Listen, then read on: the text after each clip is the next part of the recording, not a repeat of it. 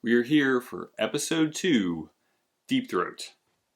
It was written by Chris Carter and directed by Daniel Sackheim, and it premiered on September 17th, 1993. The title is, of course, a reference to the infamous but vital anonymous informant from the Watergate scandal.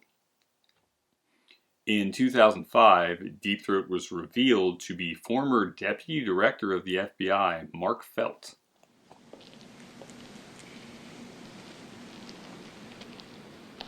Where are you? Stuck. The story is stalled on us. And you thought I'd help? You'd be on deep background.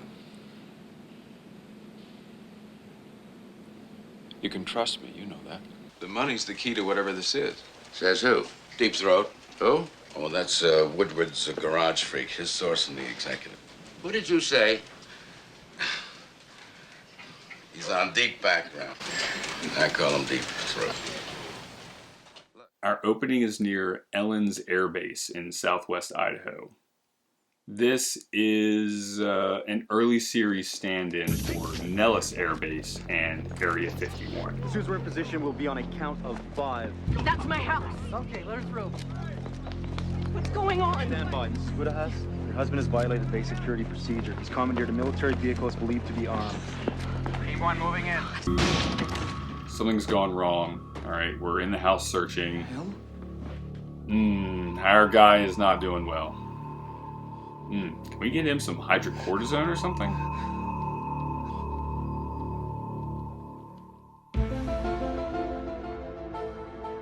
We have the full opening and music. Those are some good memories. I wonder how many people on Earth can identify this melody right now. And we get our first tagline. The truth is out there. That's Colonel Robert Budahouse. That photo was taken last year when he was a test pilot for the military stationed at Ellens Air Base in southwest Idaho, apparently hospitalized for the treatment of his condition. Which was what, exactly? The military will not comment on the cause, nature, or status. So you and I are going to the Spud State to investigate a little kidnapping. I don't get it, Mulder. Does this have something to do with an X-File? Now, this is longtime character actor Jerry Hardin, who is still around at 93. He has played hundreds of roles on stage and screen, including work for Star Trek and a small role in one of my all-time favorite movies, Big Trouble in Little China. Leave this case alone, Agent Mulder. What? Let's just say that I'm in a position to know quite a lot of things. Scully is doing her own research, hitting up the microfilm archive. This isn't some UFO goose chase you're leading me on, is it? Are you there, Mulder? Yeah. Now, I'm not a surveillance expert, but I don't think you should be sitting outside in a van just staring at the window of the person you're wiretapping. Just glaring at him.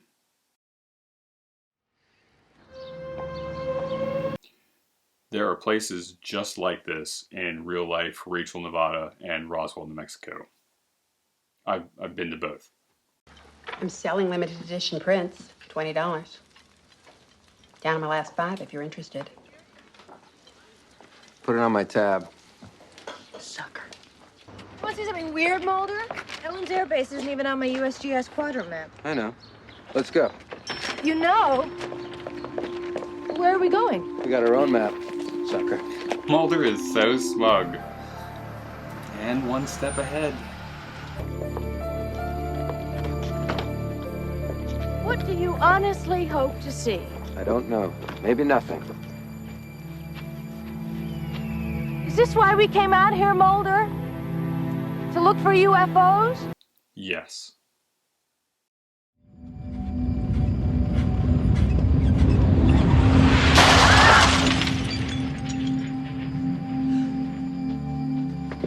Scully, wake up!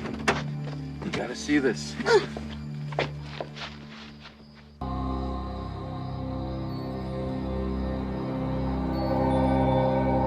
are they? I don't know. Just keep watching. It's unbelievable. I've never seen anything like it. Not bad for a TV budget in 1993 on Fox. Oh my God. Hey!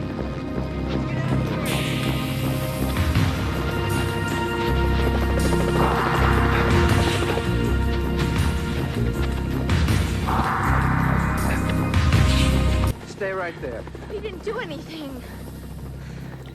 Oh, don't shoot Seth Green. He's just a baby. Come on!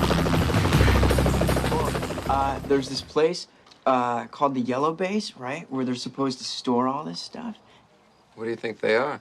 Okay, everybody thinks that they're like UFOs, but I think it's some kind of Star Wars cyber tech, newfangled hardware, right? I don't know, they probably rolled out for Desert Storm 2 or something like that. All right, I want to show you something.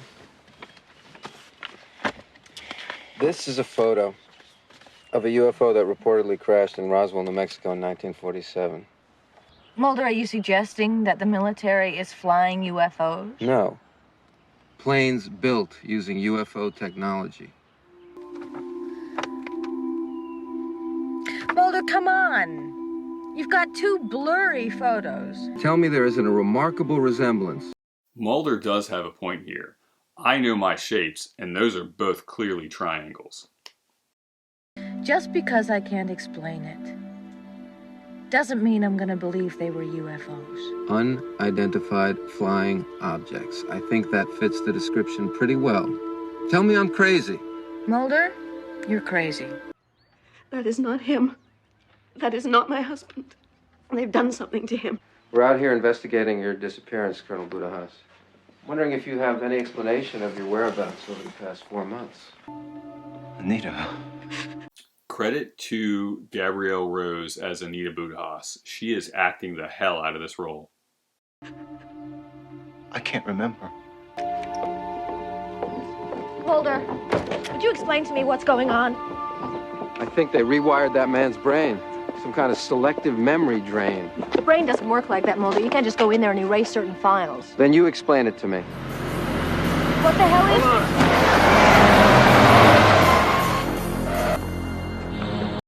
I think we can declare these guys our first appearance of official Men in Black.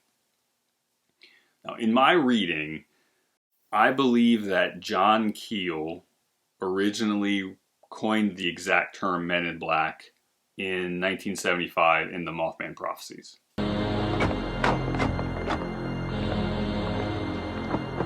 Please, step out of the car.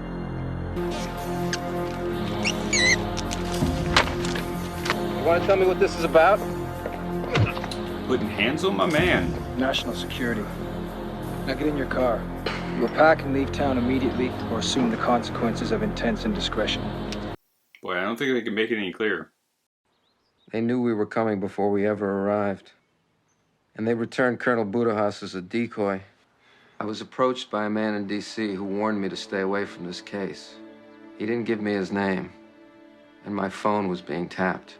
What? Why would they go to all this trouble? They've got a UFO here, I'm sure of it, and they'll do anything to keep it a secret, including sacrificing the lives and minds of those pilots. Because what if that secret got out? Doesn't the government have a right and a responsibility to protect its secrets? Yes, but at what cost? When does the human cost become too high for the building of a better machine?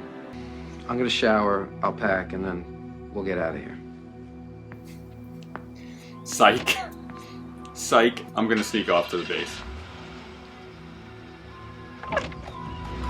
Mulder! Where are you going?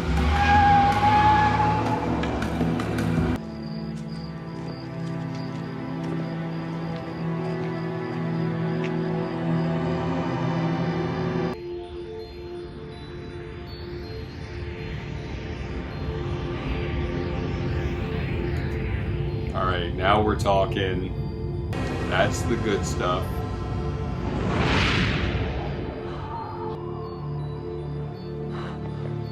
Good news, you've seen advanced aviation technology. Bad news, they're going to shoot you and dump you in a field.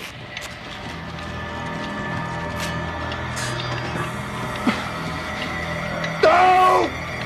Come on, hold up.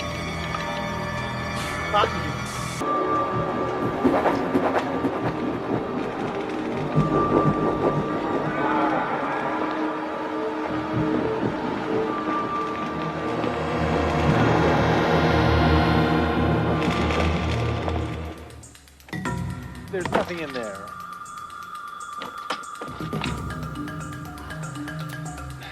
You can't trust anyone these days.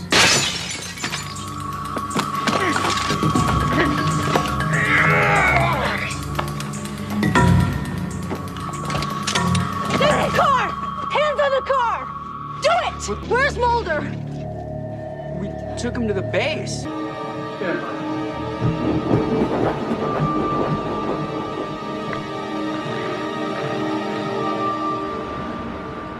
You do anything stupid in this situation could get big in a hurry. Yeah, you just keep telling yourself that. The gate guards are really phoning it in here. Get in the car, Mulder. I mean, just stand idly by as Scully has her pistol on their security dude. I bet they're underpaid.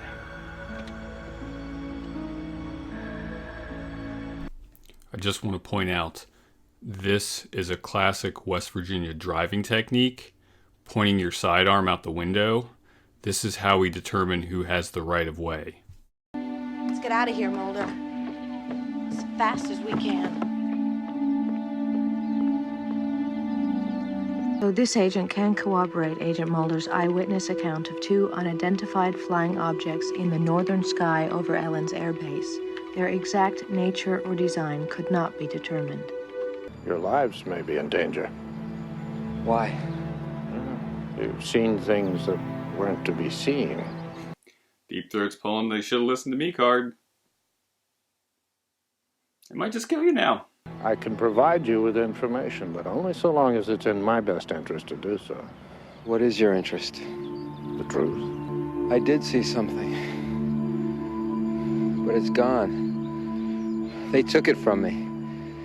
They erased it. They're here, aren't they? Mr. Mulder, they've been here for a long, long time. He's just juicing Mulder up now. Quick recap. A test pilot disappears at an Air Force base. His wife accuses the military of kidnapping him, which draws in the FBI. Now, at this particular Air Force base, pilots have disappeared before, and there is a history of UFO lore attached to it. So, Mulder can't resist but investigate this. However, he's warned against it by a well-informed stranger. Now, Fox and Dana get the runaround, but eventually make it out to the base, see some really weird lights, and meet a teenage Seth Green who regularly sneaks in with his girlfriend. The test pilot reappears, but he's not in good shape. He is incomplete. Then, the Men in Black show up. Give our agents the talk about leaving, never coming back, and never saying anything about what they've seen. Impulsive Mulder sneaks back into the base. Sees some astonishing aircraft. Perhaps reverse engineered alien technology. But they catch him. Give him some really gross looking eye drops that maybe erase his short-term memory. Scully fights with a security guy who is pretending to be a journalist, takes him hostage, and then trades him for Mulder, as you do. They don't really get anywhere. The test pilot's back with his family, and Mulder can't remember what he saw. Scully is agitated about the general experience. They now understand that they're being surveilled, and Mulder's new informant tells them that their lives might be in danger. Also, aliens have been visiting Earth for a long time. Now, since this episode is also written by Chris Carter, we get the feeling that this is acting kind of like an extension on the pilot. And it mixes in more UFO lore. And it also sets the foundation for the series myth arc, which is the underlying premise that the government is concealing the existence of extraterrestrials.